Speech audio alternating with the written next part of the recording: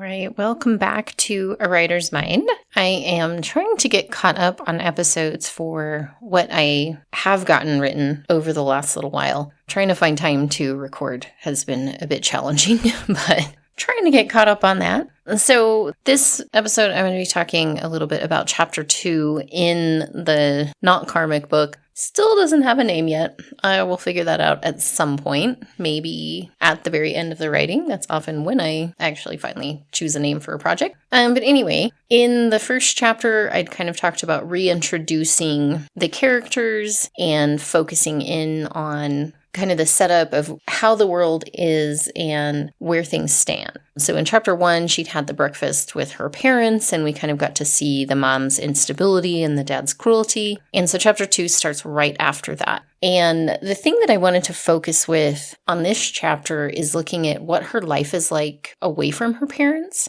in the school setting, because she's kind of got 3 lives. Basically, she has who she is at home and how she acts there and the demands that are on her at home. Then she has school, which is kind of an extension of home, but she has a little bit more identity and freedom. She's still pretty boxed in, and she talks about that in this chapter, kind of comparing herself to her friend Riss. So I'm keeping Riss as a character, but she's going to be a little bit different than I'd had her before. I think in the first one, I'd kind of painted Riss a little bit as like a Miss Popular, kind of involved in the social scene, like pretty aware of what's going on, where I don't know that it was even like a conscious decision of how to change Riss in this one. Just as I started this chapter, she just kind of came together in a different way than what I'd had in the original version. And she really is kind of acting as a foil in some ways for Penelope. She's kind of showing the difference between that really super strict upbringing that Penelope has versus Riss, where her parents have kind of like, I don't know, whatever, this kid, like she's going to figure it out, but they've given up on trying to force her into a certain path. And so you kind of see the differences between them, where the expectations of Penelope's dad particularly is that she excels at everything, that she's at the top of her class, that she is ready to go on to bigger, better things that are going to, bring him some sort of pride and something to brag about. Because the dad is very much focused on kind of proving his worth outside of where he grew up and the community that they were kicked out of, him and the mom. So that sort of thing is very important to him, and he really puts a ton of pressure on his kids. So even as a senior, Penelope is she's got a full load of classes, every AP offered, advanced this, that, and the other. Like she is pushing and pushing and pushing to try to meet those expectations, not even because she wants to, she resents all of it, but it keeps her out of their negative attention as much as possible, which allows her to then have this third life that comes up a little bit later. But basically, this is who she is when she's around nobody else who knows her, who can control her. This is kind of,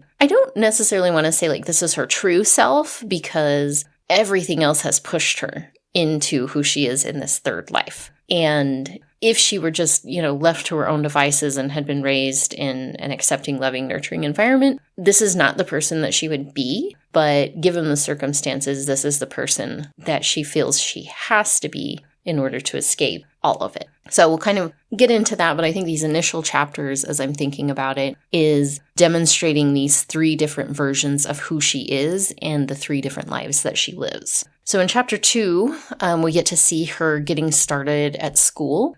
We see some interaction with Riss, where, as I said, Riss is kind of acting as this contrast for her. And then I'd had a teacher in the original version that was going to be kind of not necessarily like a confidant or play any big role, but she was going to be there as like a trusted adult that in the old version Sage could have gone to. She probably wouldn't have, but to be an option for a safe adult who could do something to help her improve this. And honestly, I can't remember what the teacher's name was in the first version. It might have also been Mrs. Harbour.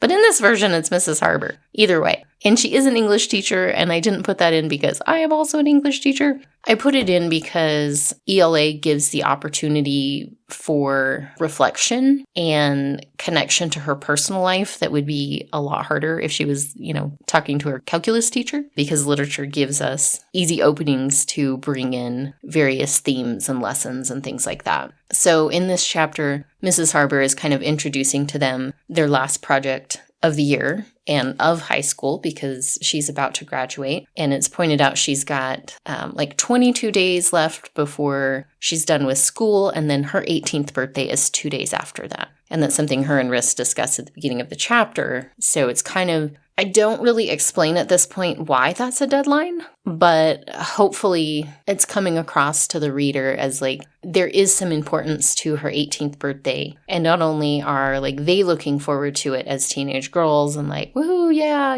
out from under our parents, legally they can't control us, which, it doesn't, it's not that clean of a break, as those of us who are adults know, or parents of children in that stage. My kids are both above 18, and I'm still there, still interacting, still supporting, very much a part of their lives. So it's not really a clean break in that sense. But I do set it up as this subtle deadline that's introduced to the readers at this point. And there's kind of some conversation, some back and forth with the teacher, where the teacher has noticed that she's a little bit more perceptive, especially on some of the darker, more negative aspects of society than some of her peers. And she kind of makes a comment of oh, what do you want to do with your life after? And she kind of just gives the pat answer, college, whatever stuff, even though she admits to the reader right there, it's a complete lie. She doesn't plan to follow any of that path.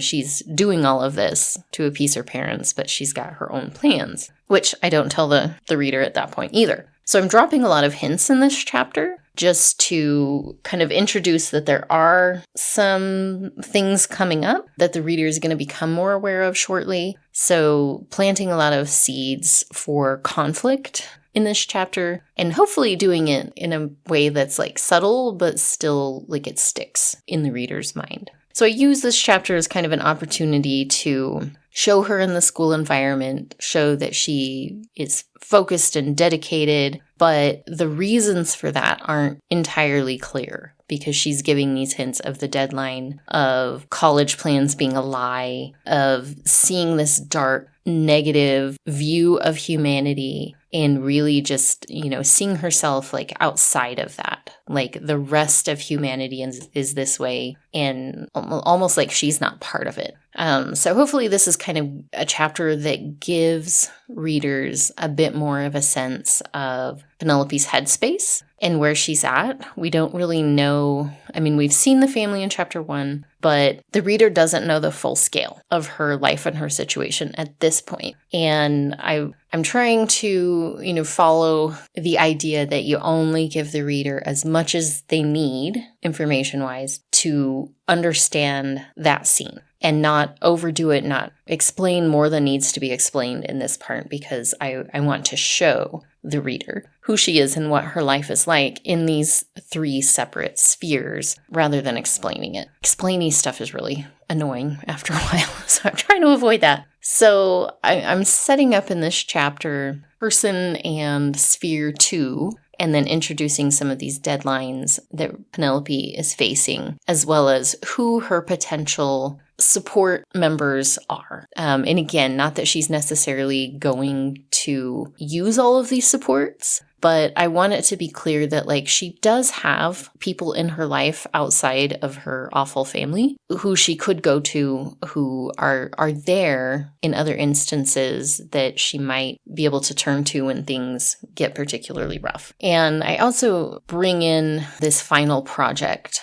that she's doing for this English class. And I haven't totally planned out how I'm going to use that long term, but I'm using it to kind of introduce some themes that I want readers to have in mind and start thinking about a little bit. And so there's a couple books that are mentioned. One is Anna Karenina, which I've read and I didn't particularly love because it was way longer than it needed to be and had a lot of relevant discussion of things that I didn't care about in relation to the story. And then The Road, which I actually have not read, but I have seen the movie, and I'm going to try to work up to reading it one day, because I find Cormac McCarthy fantastic writer. There's no argument there, but his stuff is so heavy. I really have a hard time reading some of his work, because I'm just oh my gosh, it's just more than I want to take on. I did read all the Pretty Horses a while back, and that was really interesting. I enjoyed it, but it was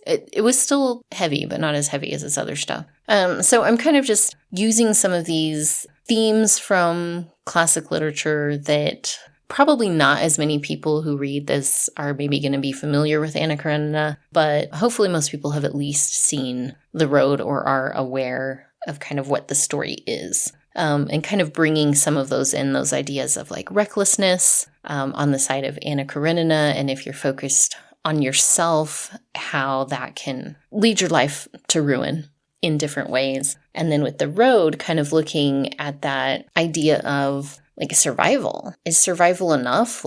What's the point of surviving if, humanity is just worthless at that point?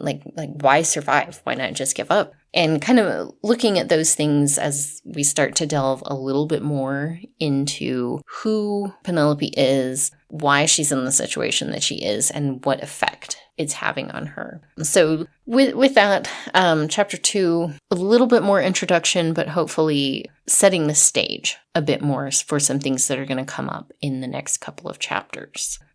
Chapter 3 is still in the school setting and is kind of following suit to give a little bit more insight to the reader about how school is performative for Penelope. She's got to put on a certain public persona. And again, it's not for her benefit. It's to stay out of the negative attention of her parents, to blend in, to seem like just one of the many, many other students there. So this is the chapter where I bring Kendall in, and I did keep his name the same, and kind of his general character is pretty similar to what I had in the original version. He's not real bright, particularly. He's a little childish and whiny. He's very centered on physical affection and displays of such. And for new readers who haven't listened to this podcast and already know that the story involves dealing with Penelope's sexuality, I'm interested to see how this comes off to readers who are brand new, fresh to the story, because they won't know at this point why she despises Kendall so much. So I'll have to get some feedback on if she's coming off too harsh, if this makes her unlikable, if it's confusing. And it's okay if it's a little bit confusing, because it will be answered pretty quickly, any confusion. But I don't want her to come off as so harsh that people are oh, geez, I hate this character. What's wrong with her? Because hopefully Kendall also is pretty irritating to the readers, and they understand. Even if they don't, they won't be aware yet of her battle with her sexuality. So hopefully they'll still pick up on the fact that Kendall is just absolutely the worst as far as a teenage boyfriend. So this chapter's pretty short, and it's their lunch break, midday. And so he's kind of coming in, and I'm showing that they've got this established routine. And Penelope is very good at pretending with him and making him think that he is just amazing and desirable and all of that. And he just drinks it up. But he also whines and complains a ton because, her life is very controlled, so she can't just be at his beck and call whenever. And he makes a comment of, he doesn't know why he dates her because they never get to do anything, but, at least she doesn't hold out on sex with him. So, that's something. And it's kind of just his attitude. He just whines and complains about everything if he doesn't get what he wants. So outwardly, she's very accommodating and complimentary, and she acts like he's just wonderful. But you also get her thoughts throughout this chapter of her screaming at him in her head just how much she despises him and thinks he's an idiot. But she kind of needs someone who's like dumb enough not to notice that she's faking all of this, who is physically a little bit aggressive, but not actually like bold enough to do anything. He's more talk than anything else. So I'm trying to set the right impression with the reader about who Kendall is, why she's stuck with him. And she makes a comment that they've been together for 3 years. And she's been doing this. You know, she knows her own sexuality, and he's been this cover for her for this long. And you kind of get the sense that as soon as she doesn't need him anymore, just drop it. So there's kind of that deadline coming back into play where he has no idea at all that this is coming, and he's just kind of, you know, whining and complaining about her parents and they're controlling this, and he sees nothing beyond his own needs. So, like I said, I'm hoping that Penelope doesn't come off as like too bitchy and harsh in this chapter. She is, but she has reason, but the reader isn't gonna fully know what those reasons are. I also use his complaining to introduce to the reader some hints about why Iris's family is the way that it is. And he asks straight out when she's like, she can't commit to whether she can meet up with him later in the week because of her parents. And he's just kind of like, ugh, why are your parents such assholes? And she responds saying, you know, well, getting kicked out of a cult will mess with a person. And then we get a little bit of her thoughts of that this was a like fundamentalist Christian commune. And, you know, that might make you think of hippies, but this was like way different and way harsher. And she kind of her thoughts get interrupted, but that's where I, again, plant those initial seeds that her parents are the way they are because of their history. You know, also your personal choices, your past experiences don't determine your future. So they're making these choices as well. But starting to give a little bit of context for the family situation, because that's going to come up when she has to talk to the pastor in the next chapter. In chapter 4, she'll be in the meeting with the pastor, and that has changed quite a bit, which I was a little resistant to change, but I'll get into that later. So for this chapter 3, I think it's one that I'm definitely going to need some specific feedback from a variety of readers just to see like what the impressions are. And am I characterizing both Kendall and Penelope appropriately to get the response that I want? Because Penelope is going to make a lot of bad choices throughout this book. That is unavoidable. So there's going to be elements there that readers are not going to like, that they're not going to agree with, and may even be, you know, kind of shocked or stunned by. But I want to keep a certain level of sympatheticness in how she's portrayed. And I'm hopefully doing that with her interactions with her parents, and then later with the pastor as well, of just showing like how much she's having to fight every aspect of her life to just get through it. And that puts a lot of pressure on a person. It pushes them to make more drastic, extreme choices that they wouldn't make normally. So I'm walking this really kind of difficult balance of keeping her sympathetic, somewhat likable, but also having her do some pretty awful stuff throughout this storyline. I know, and I'm already anticipating that is something that I'm really going to need some feedback on after the first draft is done, to just see, like, am I hitting the right mark? Is she too unlikable? Because I've never really done a character before that has this extreme level of flaws, who's gonna do some really like unprotagonisty kind of things. And it's gonna be really challenging to make sure that, like, up until the right moment, like, the reader is still rooting for her. They're still on her side, even if they're like, no, don't do that, that's terrible. But still kind of holding on to, but I get it, you know, I understand why she's in this position, why she's doing the things she's doing. Yeah, they get it, but like none of us would do the same thing, as the readers looking at it. Like if we were in that position, I expect a lot of readers are going to say like, well, that's obviously, not a good choice. I wouldn't do that myself, but having some compassion for the situation she's in, which I think is going to be challenging. Like, we'll see. I don't know. I don't know if I'm going to pull it off. Especially on the first draft. I think there's probably going to be some revision with her character and just kind of fine-tuning her reactions and responses to things and balancing that with the other characters. Like, am I going to need to make Kendall worse as far as like aggressive or controlling or pushy? Is kind of dumb and whiny. Like, is that going to be enough for readers to be disappointed in how she treats him, but like, not that much, because they wouldn't want to date him either.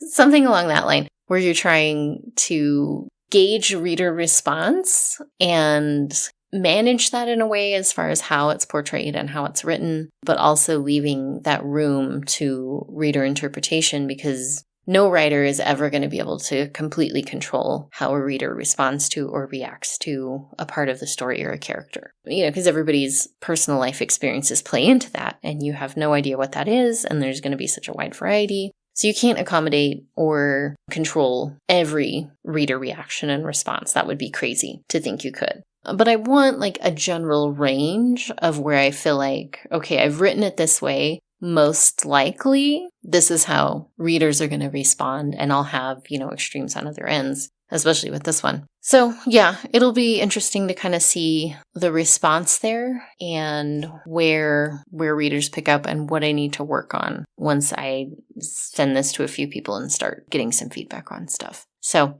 that's kind of where I'm at with chapters 2 and 3, that last bit of establishing her kind of second life, her second world sphere that she exists in, and where her sympathetic qualities are coming from, but also really starting to hint to the reader that she's got some darker aspects of her personality. Because I think in chapter 1 with the parents, I think she largely still stays very sympathetic. She kind of lashes out at the mom in that one moment, but otherwise, like the parents are clearly coming off as antagonists. They are causing the conflict. She's trying to survive it. She doesn't always respond the best, but she's doing what she can. But in this chapter, in chapter 4, like the reader's really going to start to get the sense that she can be manipulative. She is willing to use other people to get what she wants.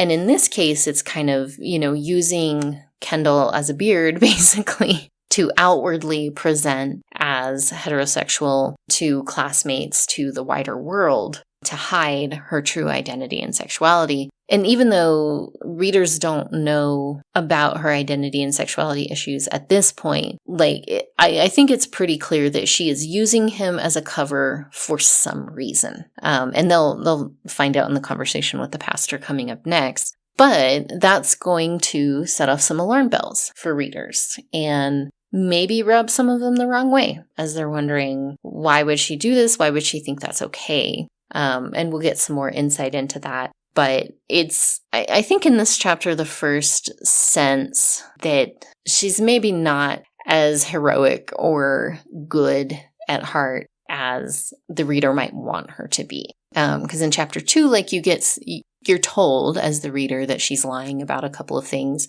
And then we see this where she's clearly using Kendall for some purpose. We don't quite know what yet. So I'm just establishing some of those flaws and negative characteristics that are needed, for one, so I don't, surprise readers later on when things start to get worse. I don't want to present her as like this angel and then boom, total 180 different personality in the later chapters where we see that third identity and that third life that she lives in. Again, I guess these 2 chapters here are really about planting seeds for the later conflict, for the things that the readers are going to have to confront as they're reading, and kind of setting some expectations that she is not your typical protagonist who's going to fix things or save everyone or whatever. This is going to be a much more complicated journey than maybe what the reader might think in the first chapter or 2. So that's kind of where those 2 chapters landed. I'll get into chapter 4 in the next episode because there's kind of a lot to untangle in that one. But yeah, just kind of wanted to catch up on where we're at there. Because I think this is the one I'm going to come back to and get a little bit more writing done on this week. But for now, hopefully those little bits and hints that I'm planting in these 2 chapters are effective. Really going to be interested to see the feedback on these ones about what might need to be adjusted or altered, and just kind of reader response to Penelope as she's unveiled a little bit more in her true self. That is it for this episode. If you're interested in any of my other works, you can find me online at DelShereeSpinner.com. Otherwise, just, search DelSheree. It's pretty easy to find me overall. And thank you guys for listening. The music for the podcast is from Mon Plaisir. And I will be back soon with another episode.